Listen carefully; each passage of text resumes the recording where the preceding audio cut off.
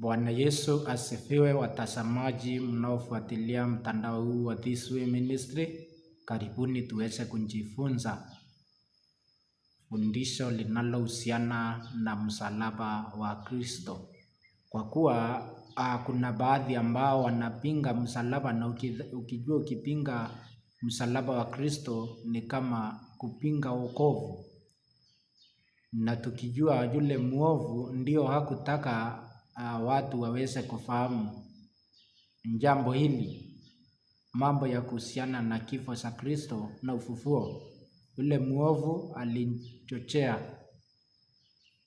akipinga jambo hili, kwa kuwa alijua kupitia kufa kwa Kristo na kufufuka kwake ataweza kuwa ameshindwa, kwa mujibu wa Waibrania 2:14. Ndivyo kwa maana unaona aliweza kusababisha hata watu waweze kulipa fedha watangaze kwamba Yesu aliweza kuibiwa usiku, hakufufuka, aliibiwa na wanafunzi wake pale katika Mathayo 28:11 hadi 14. Lakini kwa sasa ningeomba tuweze kuomba, alafu tuweze kuendelea na fundisho hilo. Tunaomba. Baba yetu mpendwa, asante kwa asubuhi ya leo. Asante kwa kutupea siku njema yenye utulivu, yenye anga nzuri ambayo umetujalia. Nakabidhi watazamaji wanaofuatilia mtandao huu wa This Way Ministry, usindi kuwabariki na zaidi tuweze kuandalika kwa ajili ya ufalme wako. Mimi ninapoenda kunena yale ambayo yanayotoka katika neno lako, naomba pia nijalie Roho wako Mtakatifu, na nikupitia jina kuu la Yesu tumeomba na kuamini. Amen. Kabla tuweze kuendelea, ningeomba niweze kusoma kitabu cha Marko 15 mstari 21, kwa kuwa kuna baadhi ambao wanasema kwamba Yesu hakusulubiwa bali ni mtu mwingine aliyesulubiwa kando na Yesu, na wanasema ni Simoni Mkirene. Sasa ndivyo maana asubuhi ya leo ninaenda kusoma maandiko hayo, andiko hilo tuweze kupata ufafanuzi. Kitabu ni kile cha Marko 15 mstari wa 21. Nitasoma andiko hilo jinsi lilivyo. Wakamsurutisha mtu aliyekuwa akipita akitoka mashamba, Simoni Mkirene, baba yao Iskanda na Rufo, ili auchukue msalaba wake.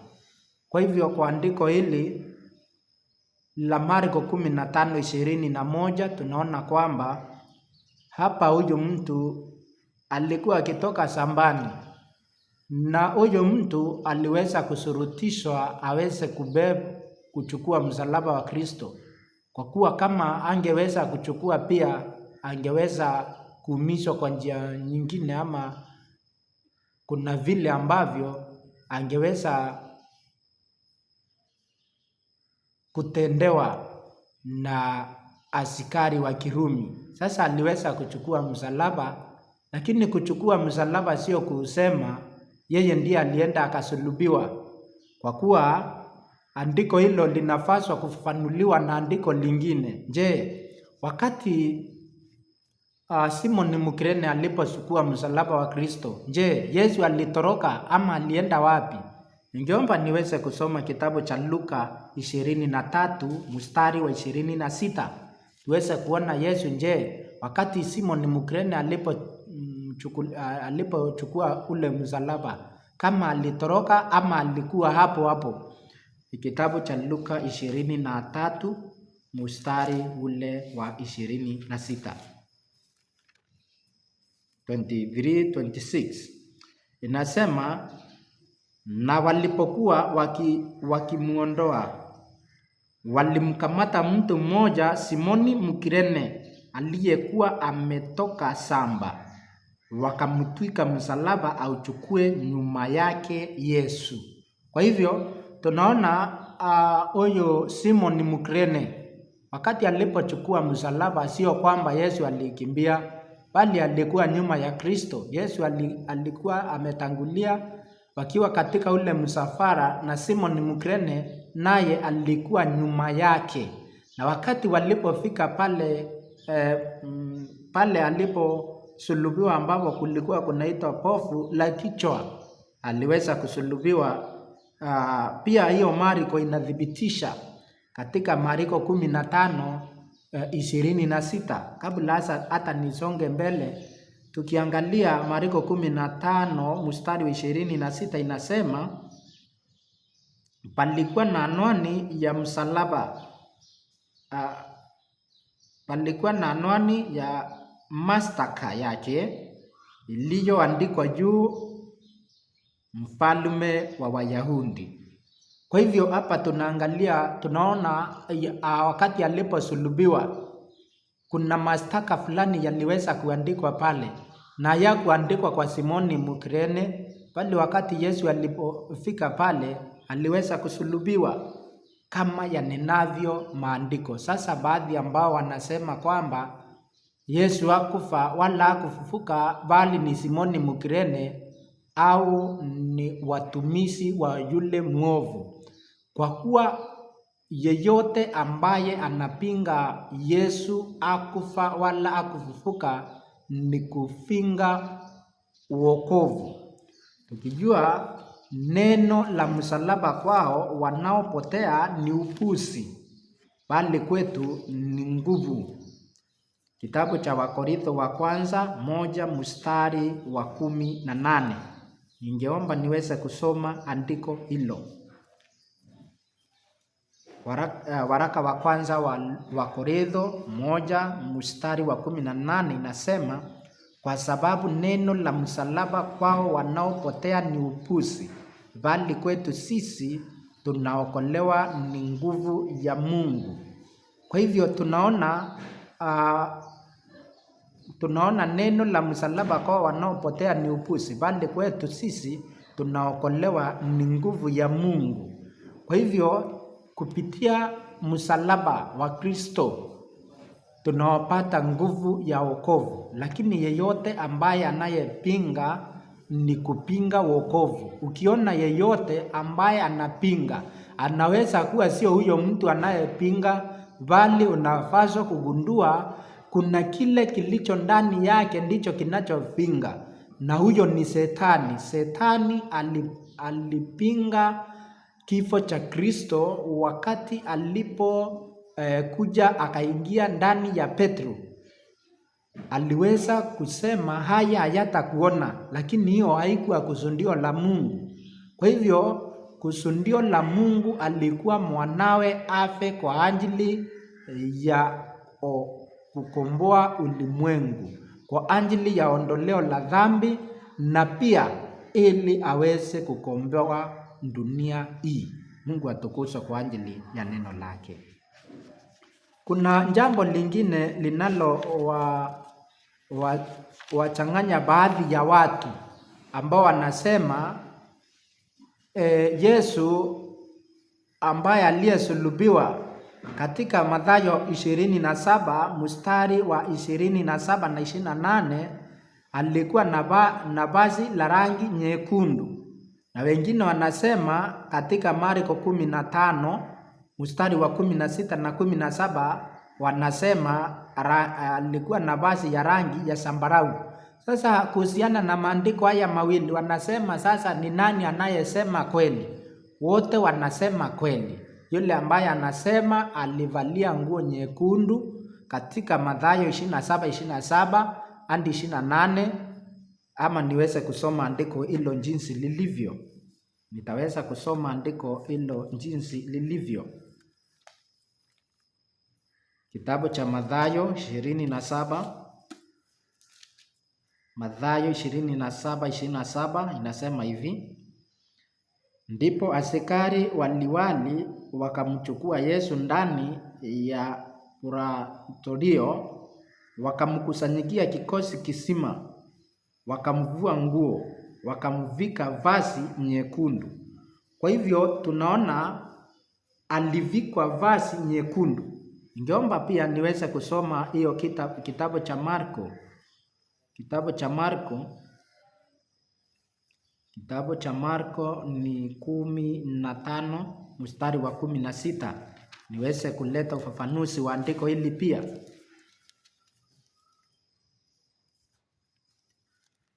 Kitabu cha Marko 15 mstari wa 16 na 17 inasema, nao askari wakamchukua ndani ya behewa, ndiyo pretorio, yaani nyumba ya uliwali,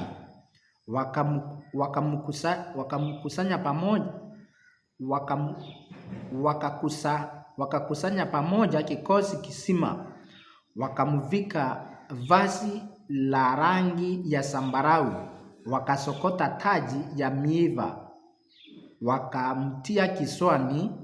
Kwa hivyo tunaona hapa vazi ambalo aliweza kuvaliwa, tunaona ni vazi la zambarau. Kwa hivyo maandiko haya mawili, moja inasema alivaliwa nguo ya rangi ya nyekundu, nyingine ya zambarau. Wakati huyu Marko anaeleza, anasema ni zambarau, Mathayo anasema ni nyekundu. Hiyo sio kusema kuna yule ambaye alisema uongo, wote walisema kweli. Kwa sababu gani? Nguo unaweza kuwa umevalia nguo ambayo inaweza kuwa na rangi tofauti tofauti, lakini nguo inaweza kuwa ni moja. Mfano, unaweza kuweka suruali nyekundu ama suruali ya green, na uweze kuweka nguo hiyo nyingine ya juu unaweza kuwa na white. Lakini mmoja aangalia aseme, na yule mtu niliyemuona alikuwa na nguo nyekundu, ile trouser ndiye amezungumzia nyekundu. Na mwingine aweze kuzungumzia aseme alikuwa amevaa nguo ya white, pia huyo ako sawa, kwa maana amezungumzia nguo ya juu ama t-shirt ilikuwa ya white, trouser suruali ilikuwa nyekundu. Mmoja aseme niliona akiwa amevalia nguo nyekundu, mwingine aseme aliona akiwa amevalia nguo ya white. Hao wote wako sahihi, lakini mtu ameelezea kwa mtazamo wake kwa kile ambacho amevalia, sio kusema amedanganya. Na mwingine akuja aseme alikuwa amevaa nguo nyekundu na ya white, pia huyo ako sahihi, kwa maana ameunganisha kwa pamoja. Lakini hiyo sio kusema kwamba hakuwa amevaa nguo, alikuwa amevaa nguo lakini iko na rangi tofauti tofauti. Sasa kabla niweze kuendelea sana, ni kwamba mavazi haya Yesu aliweza kubalishwa, ambayo ilikuwa nyekundu na pia zambarau. Hizo zilikuwa nguo za ukuhani. Ukisoma kitabu kile cha Kutoka 28, Yesu alikuwa kuhani. Yesu alikuwa kuhani kwa mujibu wa Waibrania 3:1. Ningeomba kwanza niweze kudhibitisha Yesu alikuwa kuhani, na tuweze kuangalia mavazi ya kuhani yalikuwa mavazi yapi. Kitabu cha Waibrania 3 aya ya kwanza inasema, kwa hiyo ndugu watakatifu wenye kushiriki mwito wa mbinguni, mtafakarini sana mtume na kuhani mkuu wa maungamo yetu Yesu. Kwa hivyo kwa mujibu wa andiko hili tunaona Yesu alikuwa kuhani, na kwa sababu Yesu alikuwa kuhani, mavazi haya yako na maana sana, kwa kuwa kuhani kuna mavazi alikuwa akiyavalia. Ningeomba niweze kusoma kitabu kile cha Kutoka 28, Kutoka 28 mstari wa 4 na mstari wa 5. Inasema hivi, na mavazi watakayoyafanya. Huyu ni nani anaagizwa? Tuanzie mstari wa kwanza. nawe umlete Haruni ndugu yako karibu nami na wanawe pamoja nawe miongoni mwa wana wa Israeli, ili anitumikie katika kazi ya ukuhani. Kwa hivyo tunaona Haruni ameambiwa aweze kuletwa pamoja na wanawe ili waweze kutumika katika kazi ya ukuhani. Sasa mstari wa 4 na 5 inasema, na mavazi watakayoyafanya ni haya: kifuko cha kifuani na naivera na njoo na kanzu ya kazi ya urembo na kilemba na msifi. Nao watawafanyia Haruni nduguyo na wanawe mavazi matakatifu ili anitumikie katika kazi ya ukuhani. Nao wataitoa dhahabu na nguo ya rangi ya samawi na rangi ya zambarau na ya rangi nyekundu na nguo ya kitani nzuri. Kwa hivyo hizo rangi zote zilikuwa na maana, na ndivyo kwa maana unaona Yesu aliweza kuvalishwa nguo ambayo iko na rangi nyekundu na zambarau, ikiashiria ukuhani. Yesu alikuwa kuhani, na wakati alipokuja ndivyo maana unaona waliweza kumvalisha mavazi yale. Lakini hayo hayasui kwamba Yesu hakufa, ama hawa mitume ama hawa wanafunzi wa Yesu wanaelezea jambo tofauti na lile ambalo lilikusudiwa na Mungu, hawaelezi kinyume. Jambo lingine ni kwamba tunaona kitabu kile cha Mathayo 16:21, Yesu aliweza kutabiri mambo ya kifo chake. Kitabu kile cha Mathayo 16 mstari wa 25 na 21, nitaweza kusoma andiko hilo 16:21. Tangu wakati huo Yesu alianza kuwaonya wanafunzi wake ya kwamba imempasa kwenda Yerusalemu na kupata mateso mengi kwa wazee na wakuu wa makuhani na waandishi, na kuuawa na siku ya tatu kufufuka. Mstari wa 22. Petro akamchukua akaanza kumkemea akisema, asa Bwana, haya hayatakupata. Akageuka akamwambia Petro, nenda nyuma yangu Shetani, kikwazo kwangu, maana huyawazi yaliyo ya Mungu bali ya wanadamu. Kwa hivyo hapa tunaangalia, tunaona yule mwovu alikuwa amekuja kusawishi Petro.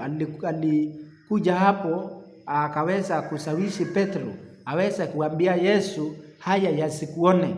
Lakini hiyo sio kusema kwamba Yesu hakufa, lakini Shetani hakukusudia Yesu aweze kupitia aweze kufa. Hakukusudia hivyo, kwa kuwa alikuwa anajua Yesu akifa na kufufuka, yeye amewezwa na ameshindwa, na wale ambao aliamua kuwateka wameokolewa kutoka kwake, na angependa hilo. Ndivyo maana alijaribu kusawishi Petro, yani aliweza kumsawishi Yesu akiwa ndani ya Petro. Hiyo ni kumaanisha, ukiona yeyote ambaye anasema Yesu hakufa wala hakufufuka, anaweza kuwa kuna yule ambaye anaongea ndani yake. Kuna baadhi wanasema Yesu alimtukana Petro, lakini Yesu hakumtukana Petro, kwa kuwa kuna jibu ambalo Petro aliweza wakati Petro alipojibu Yesu ni mwana wa Mungu, alipata hilo Mungu, yani Roho wa Mungu ama Mungu aliweza kumjulisha jambo hilo. Pia Shetani anakuja kumsawishi pia, lakini pamoja na hayo Yesu wakati alipogundua hilo akaweza kukemea ile Shetani ilikuwa inakuja iliweza kuja kumsawishi kupitia mwanafunzi wake, na akaweza kushinda kwa jambo lile, kwa kuwa kile ambacho tunaweza kumtambua nacho Shetani sio kwa njia ya kumtazama mtu fulani useme huyu ako na shetani. Shetani ni kupitia maneno yale yanayotoka ndani ya huyo mtu, kwa kuwa kama hayaendani na vile Mungu anavyoagiza, utajua huyo ambaye anayezungumza ndani sio Mungu. Ndipo maana wakati Yesu alipokuwa amefunga pale jangwani siku 40, baada ya kutimisha mfungo wake, malaika aliweza kutokea, na Yesu wakati alipoona yule malaika, jambo la kwanza alikusudia kwamba ni maombi yake yamekuja kujibiwa. Lakini kupitia maneno yaliyotoka kwa yule malaika, Yesu alisikia hayo sio ya Mungu, na akajua huyu ayatumwa na Mungu. Akajua hapo mwanzo, kabla ya siku 40 siishe, wakati Yohana Mbatizaji alipomubatiza pale katika mto Yordani, sauti ilitoka mbinguni ikisema, huyu ni mwanangu mpendo wangu, msikieni yeye. Kwa hivyo sauti ilitokea pale ikisema huyu ni mwanangu, na Yesu akachukuliwa na Roho hadi jangwani wakati alipofunga mwezi na siku 10. Yule malaika aliyekuja akikusudia ni malaika wa Mungu, wakati aliposema eti wewe ni mwana wa Mungu, na wakati sauti pale ilisema huyu ni mwanangu, Yesu alijua ya kwamba huyu kiumbe ambaye amekuja ayatumwa na Mungu kupitia maneno.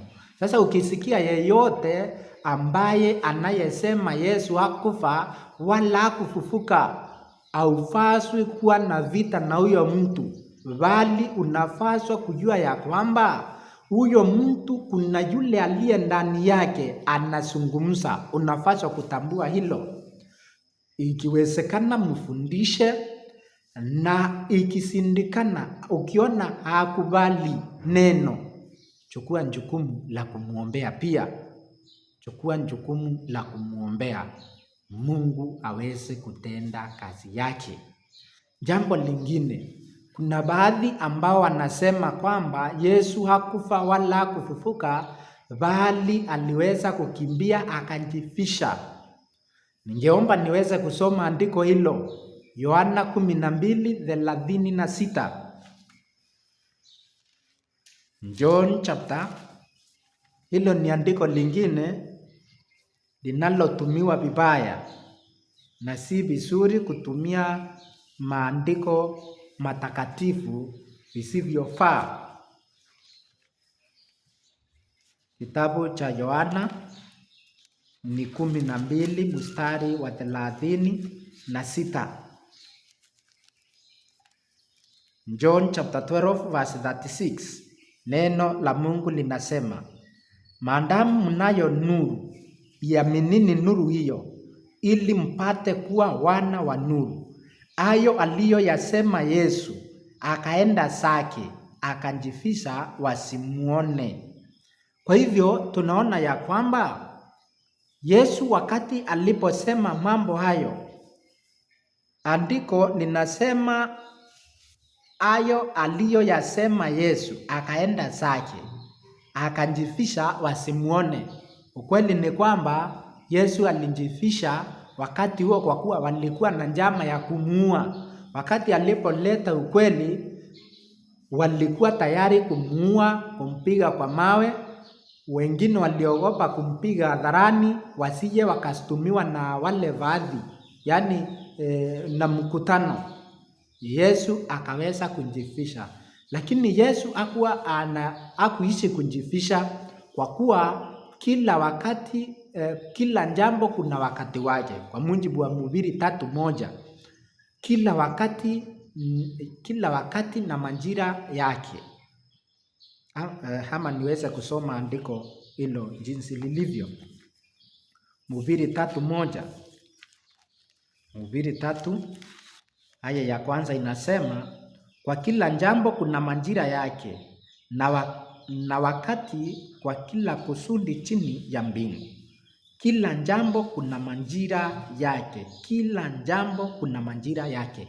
Sasa wakati Yesu alipoenda akajipisha, ni kwa sababu muda wake wa kukubali aweze kukamatwa, kwa kuwa kama angekubali, hakuna yeyote angekuwa na uwezo wa kumkamata Yesu na kumsulubisha. Hakuna yeyote angekuwa na uwezo wa kumkamata.